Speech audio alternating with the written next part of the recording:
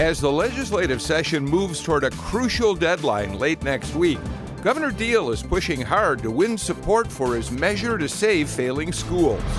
His Deputy Chief of Staff, Brian Robinson, joins us live tonight to talk about the governor's agenda.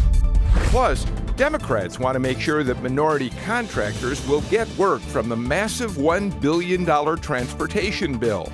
And now they've put that into an amendment to the measure. Lawmakers starts right now.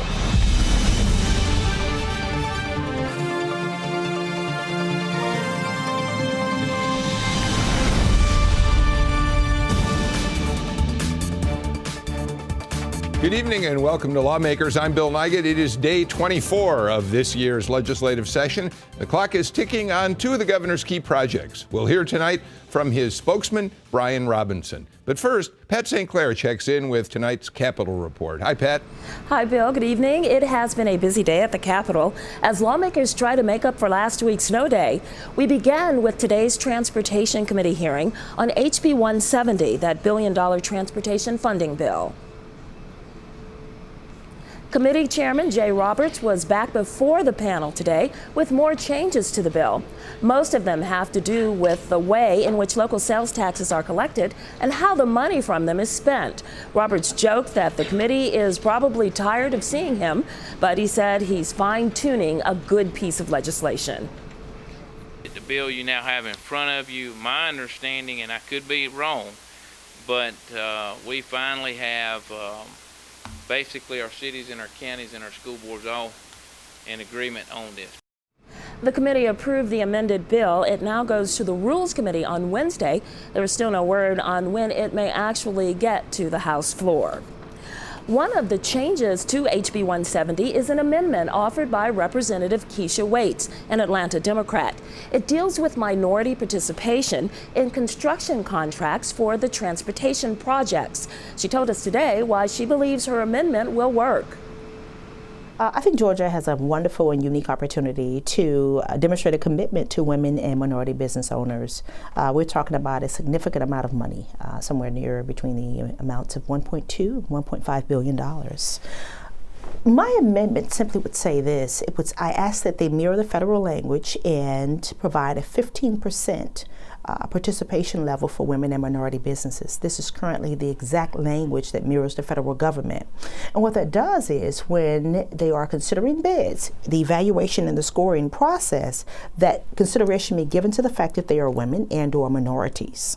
So you are offering an amendment to SB 170. Can you explain exactly what it's designed to do? I did. I actually offered two amendments. The first amendment was the very one that I just mentioned. The second amendment, which was somewhat controversial, was an amendment that asked for, before a bid would go to an out-of-state contractor, that a in-state woman or minority business be considered first and be given preference in the evaluation and scoring process. However, the DOT representative indicated that there may be some challenges with that in terms of it being discriminatory in nature and reciprocity, meaning our other states, contiguous Alabama, Florida, could do the same thing regarding Georgia business owners. It is my belief that that's okay, because my thought process is that we are interested in putting Georgians back to work. And so I'm looking forward to sitting down with Joshua, members of the DOT board, to figure out how we can kind of clean up some of that language to make sure that Georgia businesses get first opportunities for Georgia contracts and that opportunities are being given to Georgians to be put back to work. So when Josh with the Georgia Department of Transportation got up and spoke about minority participation, it sounded sort of aspirational. Are there actual goals? That's interesting that you should say that. The state of Georgia does not have a women and or minority participation plan. At all. We don't. The federal government does have a plan. In fact, generally contracts over $100 million are subject to that language, which will be a 15% goal for women and minority business owners in terms of the scoring and the evaluation process. And it's a goal. And interestingly, some numbers were given, but we're around 3% in terms of women and minority participation. And again, it's my belief that we have a unique opportunity to send a strong message to women and minority business owners that Georgia is open to business for everyone, and that everyone can participate in the process and have an opportunity to help make Georgia great. So what is the bottom line? What is it that you really want? I want to see a unique opportunity for women and minority business owners to get in on the conversation and to get a piece of the pie. I think that for a long time in Georgia, we have not had the participation numbers that I think are appropriate. I think 3% is far too low. Certainly, the DOT has been very supportive of the amendment. They are looking at ways that we can make this happen, and it is my belief ultimately that we will get there. They have committed to a disparity study at some point, and they're working out the details. So I don't want to overcommit the DOT or anything like that, but it is my belief that we will get there and that we're starting the conversation. Waite says she thinks the amendment will be supported by the business community, including the Georgia Chamber of Commerce. Also at the Capitol today, about 15 members of the Moral Monday group were arrested as part of a peaceful protest to push for Medicaid expansion in Georgia. State Patrol officers removed members of the group from the Capitol after they posted signs on the Capitol steps and blocked the stairs in a violation of state law. They were taken to Fulton County Jail where they could post bond. Organizers say Georgians have suffered ever since Governor Deal refused to take Medicaid money as part of the Affordable Care Act. Well, in the last year, 4 hospitals in Sparta and Richland and down in Folkestone and in Glenwood have closed, and those communities are less safe. Those who suffer have to drive further to get to a medical hospital. And so in a real sense, it is the lives of Georgians that this government is putting in peril. The Moral Monday group says it is planning other protests as it tries to force the state legislature to approve Medicaid expansion in Georgia. And on a bit of a lighter note today, Governor Deal and the First Lady were promoting reading today. And the Cat in the Hat in Sam I Am would be very proud. Dr. Seuss, the children's author who created those characters, was born on this day 111 years ago. And it is being marked across Georgia and the nation with programs and celebrations aimed at getting kids to read. Governor Nathan Deal and First Lady Sandra Deal kicked off Read Across Georgia Month today at the Capitol. The governor says a child's early years are crucial for establishing a foundation for learning. In fact, up to 90% of the brain develops by age 5.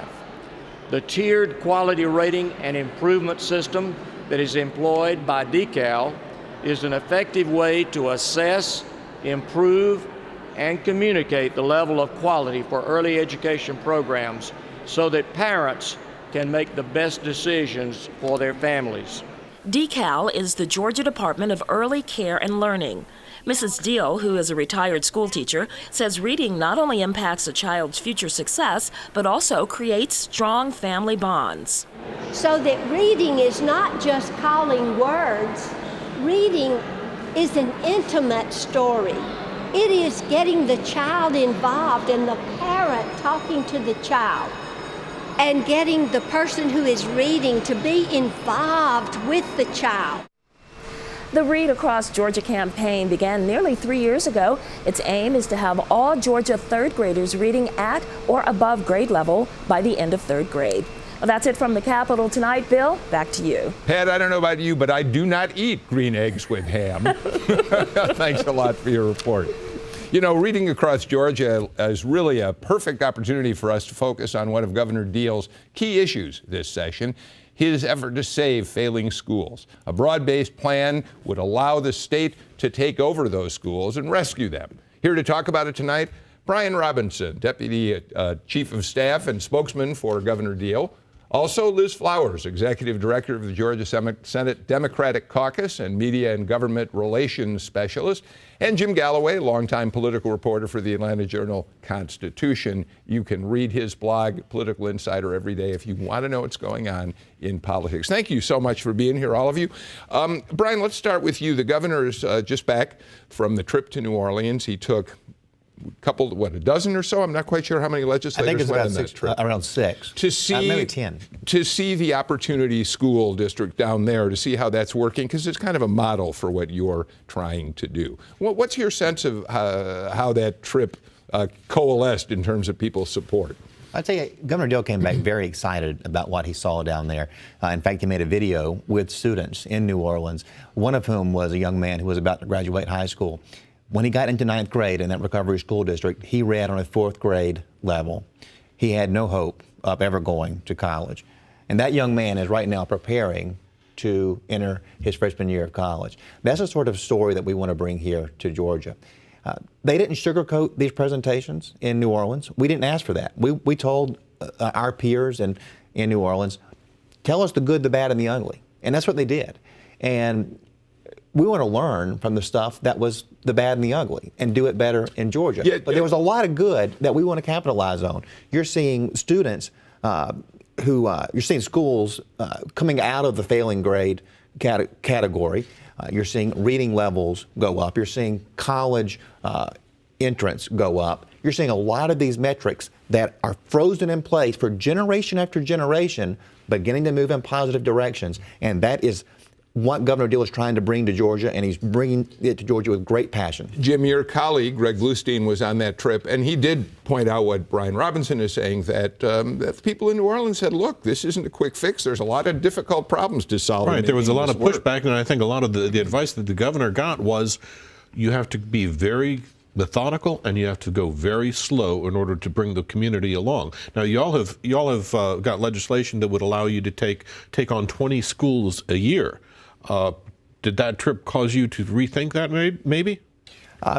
Actually, it did cause us to rethink something. One, as far as community buy-in, that is a problem in New Orleans. And so we're putting together panels in these communities where they're going to bring these schools into the Opportunity School District. And we're going to reach out to those parents and to those teachers. We're going to make sure that every teacher in that school gets a chance to talk to the new administration. So it's not a cleaning of the house necessarily, because we want teachers to want to go to these schools. And so we want to incentivize it, not disincentivize it, which you would do if they think they're going to get kicked out in a year. We want them to go there. I'm sorry, you had at least Elena Parent from the Democratic caucus in the Senate was on that trip. What does she have to say about what she saw? Well, it's interesting that the governor's folks are bringing up the lessons learned. The fact is that today a bill came through a committee sub, and contained none of the lessons learned that were picked up, including reducing the number of schools from 20 a year, how the number of teacher turnovers destabilized the community, that it was a long-term approach, and yet none of those things showed up in the substitute bill that came before the Senate committee today and was passed out. I think we're all wanting to take a slower rate on this, look at it harder. It's not going to be on a referendum for another year or so. What's the rush? Why do we have to push it through this year? Those are the things that I think Democrats are going to be looking at. I think it's important to get it on the ballot this year. And we can wait till next year to do the implementing legislation, if that is the case. But we need to get the constitutional amendment. Why? Why would you race it through when you know that the negatives? Because these schools are failing, and we've got to save them, and we cannot wait. It needs to get done this year. Without additional resources? There are no additional resources that are going in to what you're proposing. And what we saw in New Orleans, which is the model that you're using, is that there was a heap of national resources through FEMA and other nonprofits that helped fund it, and that's not in Georgia's model. Let me ask on another topic. In addition to legislators, you had Richard Woods in the New Orleans delegation with him. Now, this legislation that you've got makes the Opportunity School District a direct report to the governor. Secretary of School Superintendent Richard Woods is cut out. Is his buy-in to this necessary? Is it desired by the governor? Well, that's why the governor took him to New Orleans. He wants the superintendent to be part of this conversation. At the end of the day, this is a bill that has to be passed by the legislature and passed by voters of the state. So everybody in Georgia is going to get to have a say in this under our plan. What are the numbers looking like right now in terms of passing this bill? Are you going to have enough Republicans to pass this thing? Or are you going to need, when you hear Liz Flowers be skeptical, is it concern you about bringing along some Democrats you're going to need?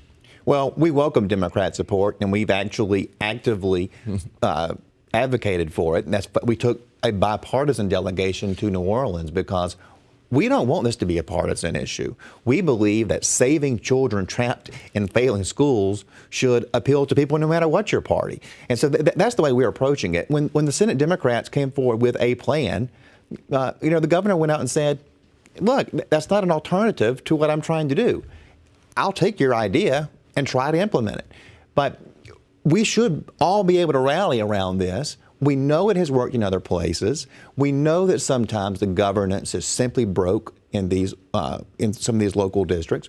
We know that there are systemic problems and there are family problems. We know all that. But we also know that with a targeted approach, with the right experts, the right resources, that we can begin to turn this boat around. Jim, what are you seeing as you look at the numbers out there? Well, I'm seeing that the governor has an easier path in the Senate, where this measure has begun. It gets a little bit dicier in the House. Of course, you don't have a clear Republican majority, supermajority there.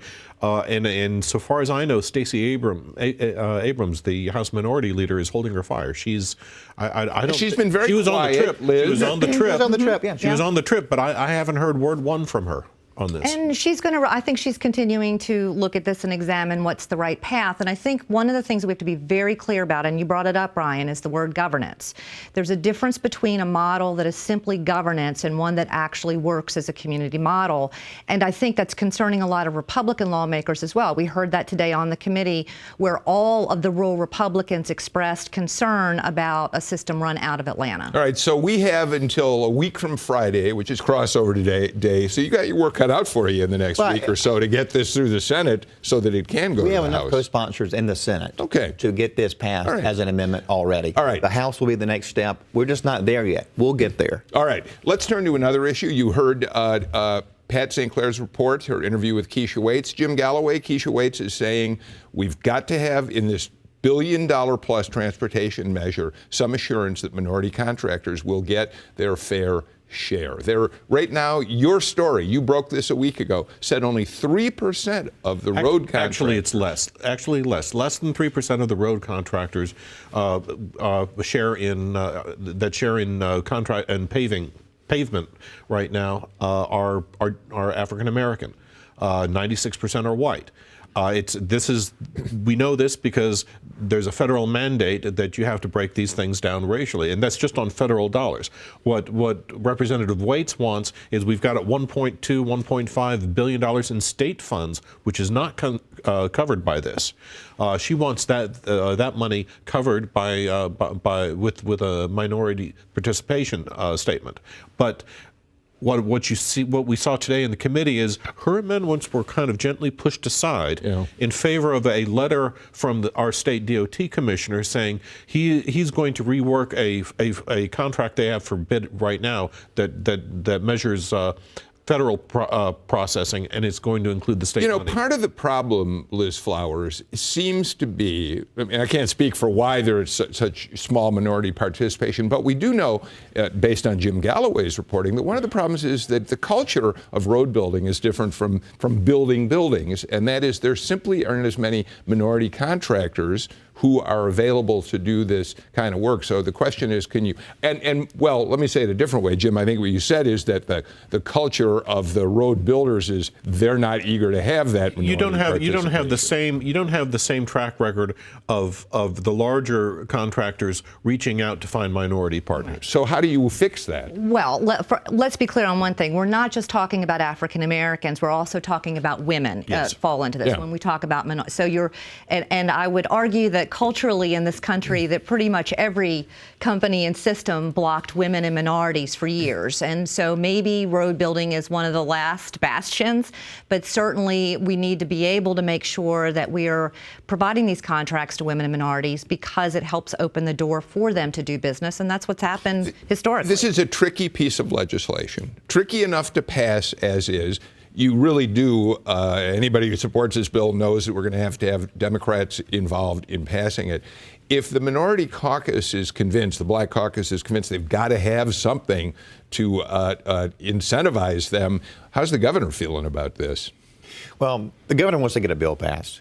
That's very important. Now, how the leadership in the House and Senate play their cards to get a bill over the finish line, that's the legislative process, and the governor is famous for letting that process work out and stepping in to be a facilitator when that need arises. He doesn't rule things in and out publicly. He does it very privately as far as how we're going to move bills forward. The fact is, we know we need at least $1 billion more annually just to maintain our roads. That is not adding one single lane to one single highway. And what the governor is wanting to see is a user fee-based system, so that the people who are using our roads are the ones who are paying for it. Jim, Brian Robinson isn't going to be able to talk for his boss on all this, but you've got to imagine that a governor who, toward the end of the campaign, and Brian Robinson said this as well, is looking to figure out how to reach out in a more expansive way to the black people of Georgia, is got to be looking at this carefully. Right, but I think you see something happening very carefully.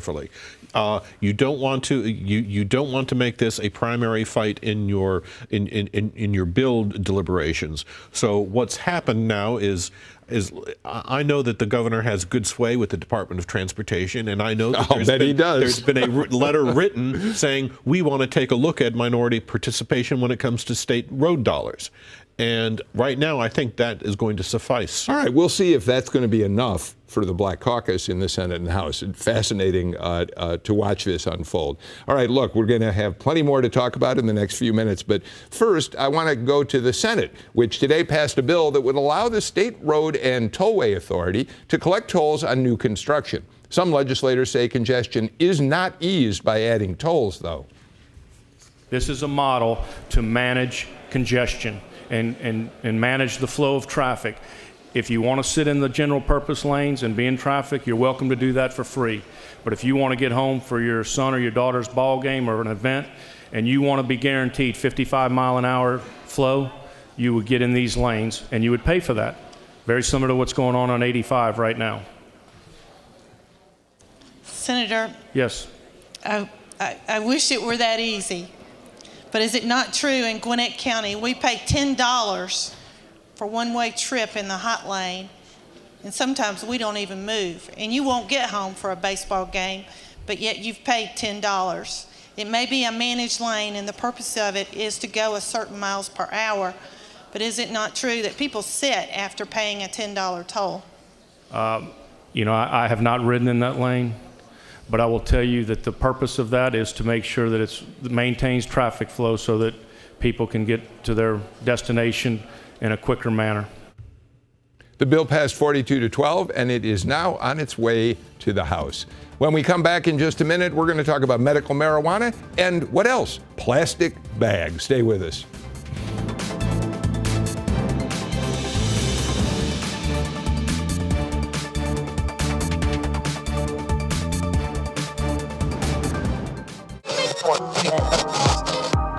This is 88.5 FM, Atlanta's news source for your news and information. Good morning. Let's start the conversation. What's on your mind, Atlanta? We want to hear from you. The news and information you've been looking for is here on 88.5. From Peachtree City to Piedmont Park, from Norcross to Decatur, GPB Atlanta is the source for stories from your community. All news, all information, all day. This is not a show that takes shortcuts. If we need to stay 5 more days to get that shot, we will do it. You have to wait. It teaches you patience, and it takes a lot of work. With nature, you've kind of got to take it as it comes, and that's, to me, it's the magic. It's when stories sing. I'm Sharon Collins, executive producer and host of Georgia Outdoors. On the next Makers, women steal the spotlight.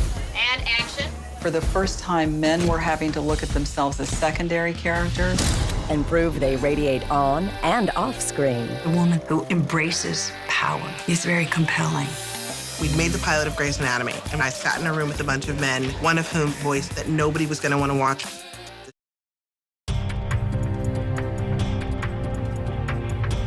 Big budget, little budget. What's the difference?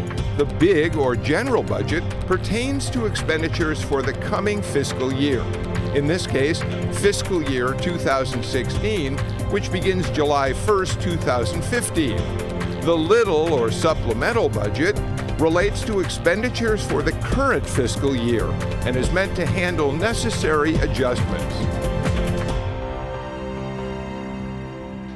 Welcome back to Lawmakers. With us tonight, Brian Robinson, Deputy Chief of Staff and spokesperson for Governor Deal.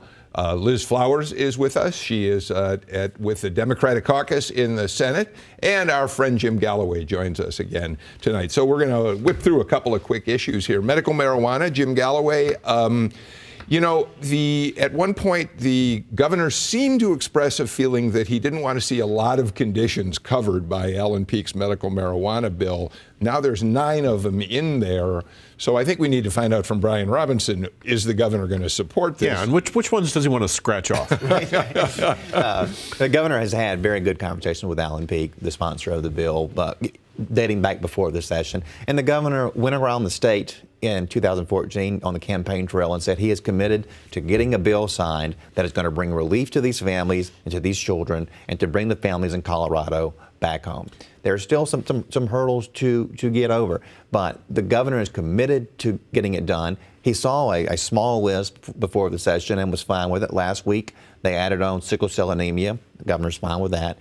At the end of the day, though, his primary focus is on those children who suffer from seizures. That is the heart of what we want to fix. That's what he is focused on. He does not want to see it, the doors thrown open to every condition under the sun. Liz, what's going to happen to this bill over in the Senate? You're only responsible for the Democrats, but you watch every day. There's some pushback, some pretty strong pushback over there. Yeah, I think we have to see. There's been some discussion of other bills being presented by Republicans. Tomorrow, Senator Kurt Thompson is going to put forward the language on his enabling legislation to legalize marijuana, which he thinks in part... Across the board. Across the board, which will help address some of the issues on the federal level where we might be having some fines or things for people bringing cannabis. All right, we'll watch. Yeah. I can't often say that the governor would veto a bill, but I can say without reservation the governor would veto that bill in the off chance that got to his desk. It's a good thing he's not running for re-election because the stoner vote would be gone. I'm not sure we got it to begin with. Yeah. Jim Galloway, real quick, what is this plastic bag issue? All right, focus on Tybee Island. They love their loggerhead turtles. Plastic bags look like jellyfish. The loggerheads eat them and they die. It's not a good thing. The community is trying to ban plastic bags. A similar action is happening up in Athens. So you have the Senate last week saying, no, this is a legislative matter, just for something for the General Assembly. We will decide this, no local control. We had a House committee meeting and Ag committee meeting. They passed it, the same ban on plastic bag bans. All right, we're going to watch this unfold. At least we got a little idea of what's going on here. We are really out of time. Brian Robinson, Liz Flowers, and Jim Galloway, thanks for being with us. Before we get out of here tonight, though, let's take a look at a lighthearted moment from the House today as Representative Beth Beskin introduced her first bill. Today I bring you House Bill 207, which relates to judicial disqualification. It provides that a person is disqualified from serving as a judge, a judicial officer, a trial juror, or a grand juror if that person is related to a party with an interest in the case in the first, second, or third degree of consanguinity. Is it not true that with the passage of this bill, it will lead to some heated discussions at family reunions around the state, especially if the defendant is found guilty? I think Representative Corbett may be referring to the fact that in some counties, perhaps his own, everybody in that county may be related from what I hear. So, watch it now. It is a rite of passage for freshman lawmakers to field tough questions when introducing their first bill, but it looks like Representative Beskin was prepared and gave as good as she got. Her bill did pass, and it now goes to the Senate. So we are now closing the gavel on day 25 of the legislative session. Tomorrow night, we'll be back with 2 legislators to discuss their signature issues this year. Senator William Ligon talks about his resolution to change Georgia's high school advanced placement history curriculum. Alan Peake will be here to update us on his battle to win approval for medical marijuana. Be sure to join us then. And in the meantime, you can stay in touch with us on social media and email us at lawmakers@gpb.org. Thanks for being with us. Have a good evening. This is a GPB original production.